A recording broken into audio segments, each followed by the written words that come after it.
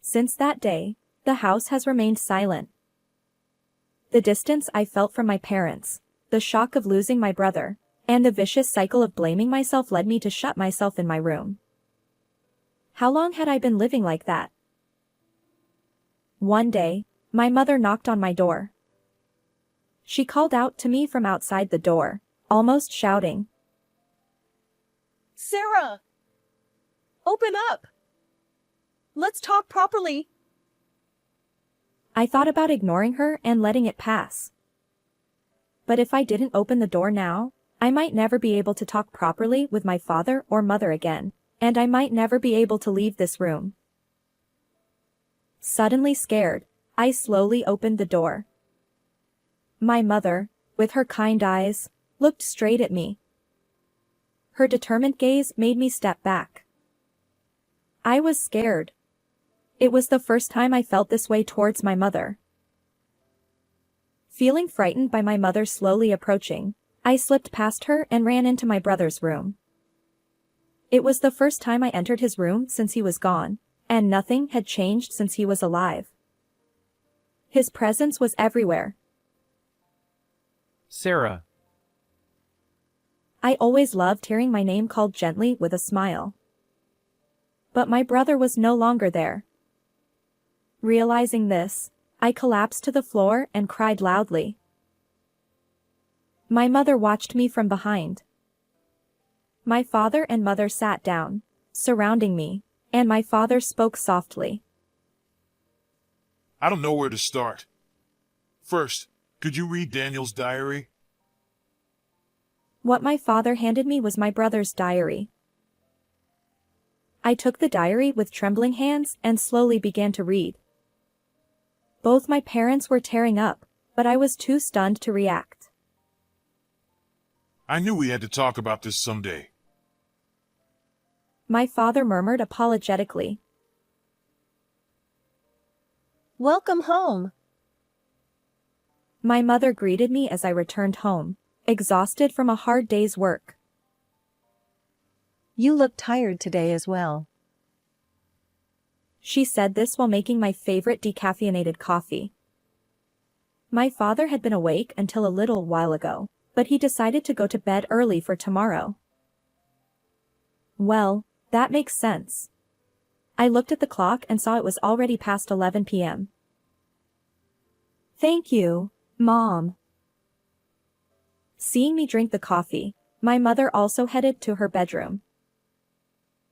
I am Sarah, 39 years old. There is a reason why I am still living with my parents at this age without getting married. I am a surgeon at a general hospital near the station. Sometimes I get called in the middle of the night, and there are times when I can't come home at all. One reason I haven't met a man who can support me through such a demanding job is because of this, but that's not the only reason. When I turned 30, I started to worry about what people would think if I continued living at home, so I considered living alone, but my parents opposed it. You might think they are being overprotective, but that's not the case. I am completely incapable of doing housework. Cleaning, laundry, cooking, I'm bad at all of them. I have the intention to do them, but they just don't go well. Knowing this, my parents probably opposed me living alone because they could foresee the disastrous state my place would become. My mother often jokes. I feel like mushrooms might start growing in your room someday. And I can't argue with her. If I had moved out, I probably wouldn't be able to calmly drink coffee like this and would have collapsed at the cluttered entrance. I am truly grateful. As I passed by my parents' room, I expressed my gratitude in my heart and sank into my fluffy bed. The next morning, I headed to the living room after waking up. I had taken the day off, so I shouldn't receive any calls except for emergencies. Even so, I never let go of my phone because you never know what might happen. My parents were already awake and had finished breakfast early. Good morning, Sarah. You were late last night. Are you okay? I could tell he was gently concerned about me. I'm fine. I sat down next to him and glanced at the newspaper. Seeing me, my father murmured. It's been 23 years since then. I looked at the date in the newspaper. Exactly 23 years. I nodded with an awkward smile. After finishing breakfast, my parents and I got ready and got into the car. My father was about to drive, but I said, "I'll drive. I haven't driven the car recently, so I want to get back into the swing of things." I took the driver's seat. On the way there, the car was unnaturally silent. No one tried to speak. I'm sure both my father and mother had their own thoughts. As I drove, I also remembered many things. We arrived at the cemetery on the small hill and started walking silently.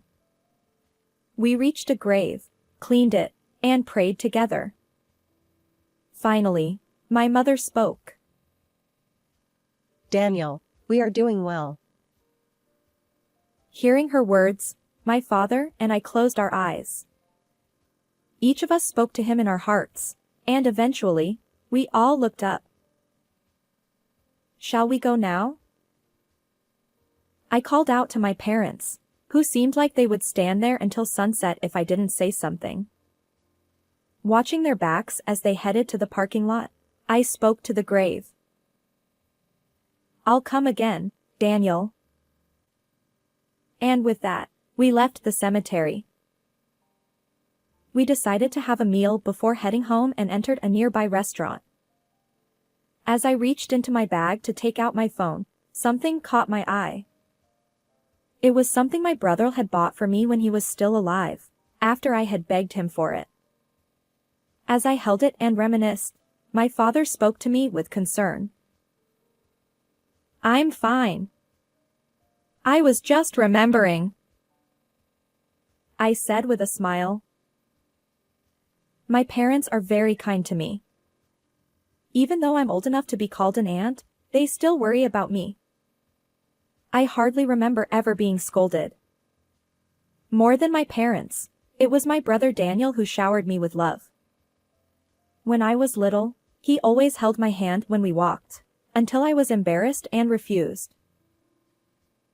Whenever I went out with friends, he would tell me to be careful of cars and not to follow strangers. I often thought he was worrying too much. But I was happy. I felt loved and cherished. And I loved Daniel just as much. Whenever I heard stories of sibling fights from my friends, I wondered why they fought, because we got along so well. But I also felt a bit strange about it. No matter how selfish I was, my parents and Daniel would always listen with a smile. Why was I so cherished? I would understand that much later. When I entered high school, I had to commute by train instead of walking. Daniel's worry seemed to intensify even more. Take this. He handed me a personal alarm so I could call for help if needed, and I couldn't help but laugh. I'm not a kid. Besides, if this goes off on the train, it would be a nuisance. Seeing me laugh, Daniel looked a bit sad. I appreciated his concern, so I said, "I'll keep it as a charm because it has your feelings in it." When I put the alarm in my bag, his expression changed to one of relief. He would also ask in detail where I had been and with whom if I came home a little late. I thought about starting a part-time job once I got used to high school life, but I knew he would never allow it. That was something that troubled me. One day, a friend I had become close with in my class asked me if I didn't have a cell phone. Actually, I had been thinking of starting a part-time job to get a cell phone contract, but there was an issue with Daniel. At that time, almost everyone in the class had one, and it was an essential item for communication. How could I get one? While I was thinking about that, Daniel muttered, It's good that you're making more friends in high school, but it's worrying not knowing where you are or what you're doing. The moment I heard those words, I had an idea. Then, why don't you buy me a cell phone? I thought it might be too selfish, but it was a gamble. I had never asked Daniel to buy me anything before. I didn't like the idea of taking advantage of his kindness. I was even a little surprised at myself for saying it. Huh? A cell phone? He looked puzzled. Maybe because it was unusual for me to ask for something. Had I gone too far with my selfishness? Anxiety crept in. Maybe I shouldn't have said anything. Just as I thought that. That's a great idea! Without paying attention to my stunned expression, Daniel was excitedly talking about when we should go and what kind of phone to get. On the next day off after that conversation, Daniel and I went out to buy a cell phone. I was excited about getting what I wanted and the joy of going out with Daniel after a long time. Maybe I was a bit too giddy, or maybe I felt too safe because Daniel was there, but I think my attention was scattered that day. Normally, I would be careful about my surroundings, but that day my field of vision seemed narrower. Even now, thinking back on it, I know there's nothing I can do about it. On the way back after buying the cell phone, we approached a crosswalk. I was so engrossed in talking with Daniel that I didn't see the signal. Despite the red light, I took a step forward. At that moment, Watch out! Daniel shouted and pulled my arm. You really need to pay attention to the signals. He was furious. I had never been scolded by Daniel before, and seeing him angry for the first time, I was too shocked to speak. Noticing my open-mouthed, stunned expression, Daniel returned to his usual gentle tone. Sorry for shouting. No! I should have watched the signal. Thank you, Daniel. He must have spoken louder than he thought. Daniel looked flustered, but when I turned to face him, he let out a big sigh. I'm sorry. Seeing Daniel looking so apologetic with his shoulders hunched, I felt a warm sensation in my chest. My dear brother. I'm not a child anymore. I decided to become a sister who could walk alongside him, not just someone he worried about. While I was thinking that, the signal turned green. Oh, it's green now. Let's go. I started walking. But before I could cross, something pushed me from behind. Ouch! As I fell forward and slowly turned around, I saw Daniel lying on the ground. What happened? People around us were in a commotion. The person in the car that had stopped near Daniel was frozen with a shocked expression. Daniel, lying on the crosswalk, wasn't moving at all. The road quickly became stained with blood, and I was led to a safe place by the people around me. Daniel! I called out to him repeatedly, but it seemed he couldn't hear me. Daniel! I wanted to rush over and check if he was okay, but my legs wouldn't move. Daniel! Someone was patting my back as I cried out. Even though my mind was in a panic, for some reason, the voices of others talking stuck in my ears. He had amazing reflexes. It's good he saved his sister, but I didn't want to hear such things. I crouched on the road and cried out as loud as I could. Eventually, an ambulance arrived, and Daniel was taken away. Since I had also gotten injured when I fell, I was taken to the hospital with him. Even in the ambulance, I called out to Daniel. But he still seemed unconscious. Why did this have to happen? He said he would help me set up my cell phone when we got home. I was planning to email him every day so he wouldn't worry. I won't forgive you if you don't wake up. Clenching my fists, I just wished for Daniel's safety with all my heart. My injuries were not serious, and by the time my treatment was finished, my father and mother had arrived at the hospital. But something was off. My mother was crying hysterically, while my father was staring blankly into the distance. Dad! Mom! When they saw me, my mother hugged me while crying, and my father's hand touched both our shoulders. I see. The thought of Daniel being in an accident was too much for my kind parents to bear. But they didn't need to be so down. He would wake up soon. Just as I was about to say that, my father spoke first. I'm just glad Sarah is safe. Daniel really protected you. What was he talking about? I couldn't help but laugh. Dad, what are you saying? Just me. Daniel will be fine too. My mother started crying again. I could feel her arms trembling as she held me. Mom, you're crying too much. Daniel will be okay.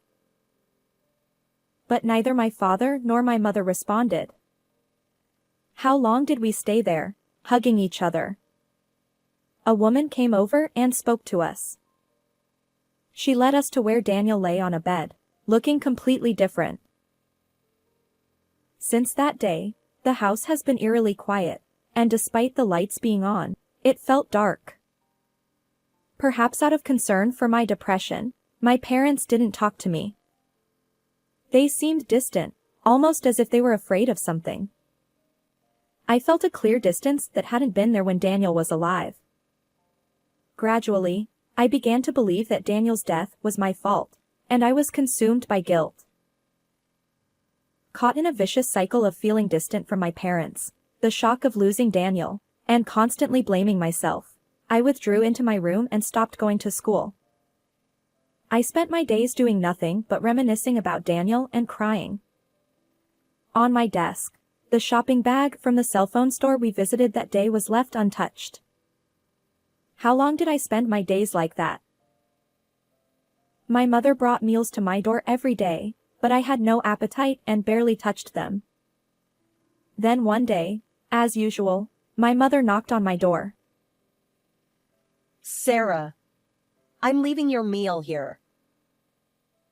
I didn't respond and listened as her footsteps faded away. Soon, I would hear her going down the stairs. But then, her footsteps stopped and came back towards my room. She stopped in front of the door and spoke. This can't go on. It was rare for her to raise her voice like that. Sarah! Open the door! Let's talk properly. I thought about ignoring her. But she persistently called out to me and knocked on the door. If I missed this chance, it might really be the end. If I didn't open the door now, I might never be able to talk properly with my parents again, and I might never leave this room. Suddenly scared, I slowly opened the door. Seeing my mother for the first time in a while, she looked pale and haggard.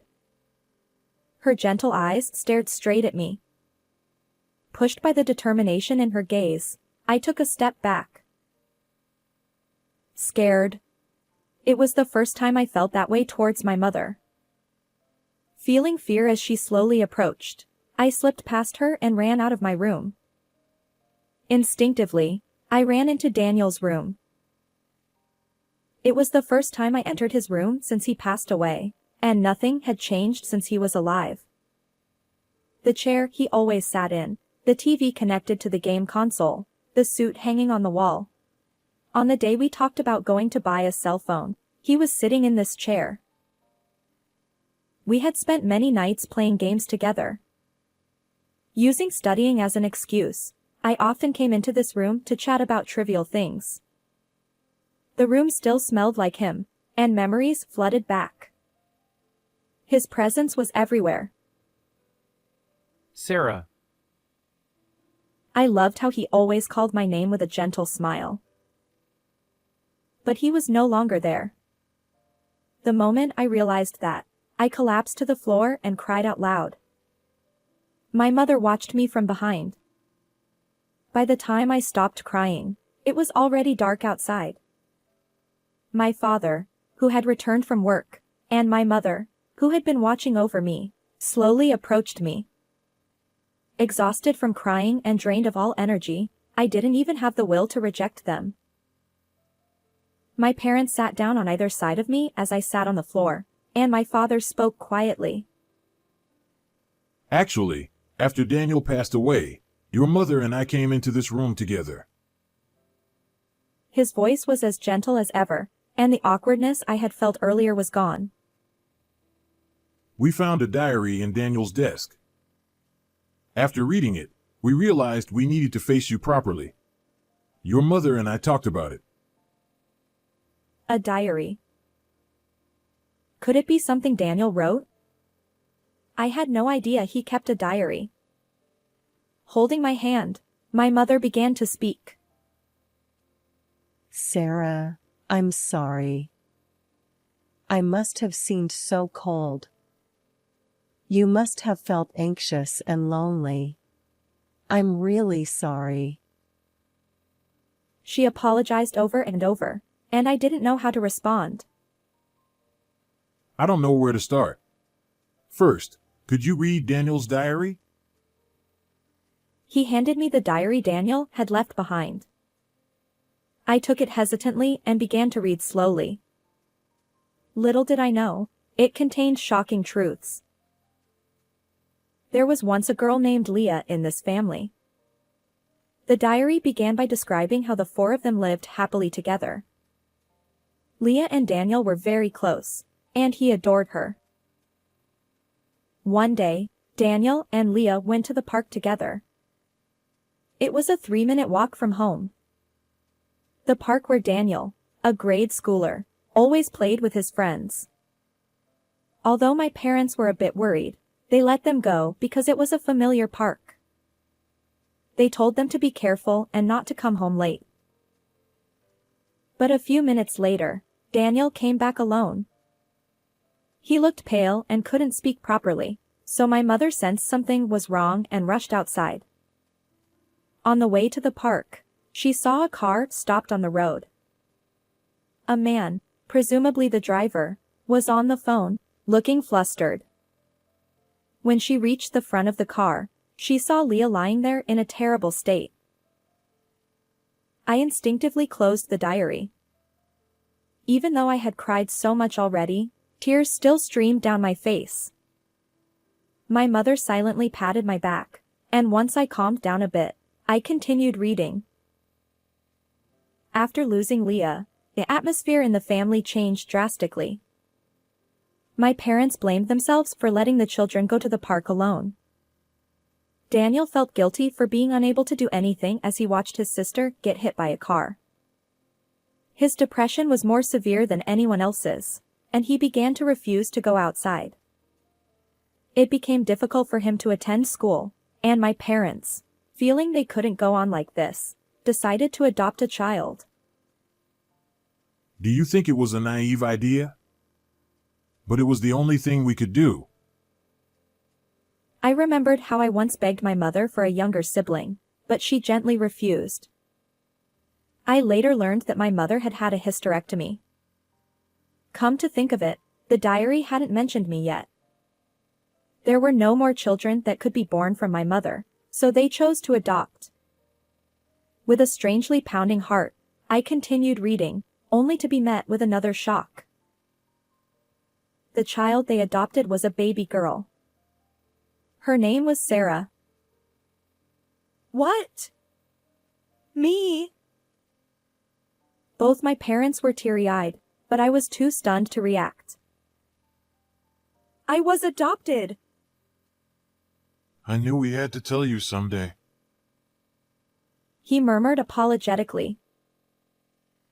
In the diary, it was written how Daniel regained his former vitality and how my presence saved him and our parents.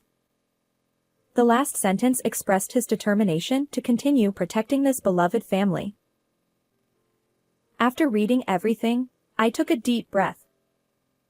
I couldn't believe I was adopted, but more than that, I couldn't bear the fact that my parents had lost both of their biological children in accidents. I began to understand why I had been treated with such exceptional care. After a moment of silence, my father began to speak. As it was written in the diary, Daniel risked his life to protect you, Sarah. The small life he couldn't save that day. To never repeat the same mistake, he protected my life with his own. Even though we weren't related by blood. Tears welled up in my eyes again. Even if he did that, my parents are still cold to me. Did my unspoken sobs convey these feelings? This time, my mother spoke to me. Sarah. It's not that you're father and I don't love you. My father nodded repeatedly. We lost 2 children, and we were so scared of losing you too. I can't understand the feelings of parents who have lost their beloved children. But the deeper the love, the greater the pain must be. We love you, Sarah, and you are very precious to us. Please understand that. Listening to them, it seemed that their fear of losing me overshadowed their love, making them unsure of how to interact with me. How could I know that if you didn't tell me? I spoke emotionally. After Daniel was gone, you both seemed so distant. I poured out all the feelings that had been bottled up in my heart. I was lonely. I confessed how I blamed myself for Daniel's death and how their attitude made me feel anxious, lonely, and sad. My mother hugged me. Then my father hugged us both. As we embraced, we cried together. Eventually, we lifted our heads, and my mother spoke. Sarah, we may be unreliable, but can we start over slowly, as an irreplaceable family? I squeezed my mother's hand and nodded firmly. Because to me, you both are my real family. Thank you. Thank you. As we looked at each other, I suddenly felt embarrassed and made a request to my mother. After crying so much, I'm hungry. Mom, can you cook? I'll help. And so, our family gathered around the dining table for the first time in a long while. The next day, I got ready to go to school. I checked my uniform and hairstyle for any disarray and made sure I hadn't forgotten anything, over and over again. Then, I put the cell phone, which Daniel had bought for me, into my bag. It had a strap attached to it that we had picked out together at a shop on the same day. It sparkled brightly, as if illuminating my future. After having breakfast, I finished getting ready to leave. But suddenly, I was overcome with anxiety and looked at my parents, who were watching over me from behind. It had been 2 months since I stopped going to school. Would I be able to fit in with my class now? Sensing my anxiety, my parents each took one of my hands. It's okay. I have a place to come back to. I have a family waiting for me. With determination, I stepped outside the house. I never imagined you would become such a fine doctor. Even though you can't clean or cook at all. As we ate, the time passed peacefully. I became a doctor because I wanted to save as many victims of accidents like Daniel's as possible. After returning to school, I studied tirelessly, even sacrificing sleep, and eventually decided to go to medical school. Of course, there were many twists and turns along the way. But the presence of Daniel, who continued to live on in our hearts, supported me many times. The next morning, I packed my usual work tools into my bag. When I opened my bag again to check if I had forgotten anything, I saw the strap shining brightly. I had cherished it since that day. It was a treasure I had bought with Daniel. Today, too, it seemed to be pushing me forward. Before leaving the house, I looked back inside. Then, in a loud voice, I said, "I'm off." I felt like I heard Daniel's voice along with my parents' voices. Take care. How did you like this story? Please don't forget to subscribe to the channel. See you in the next video.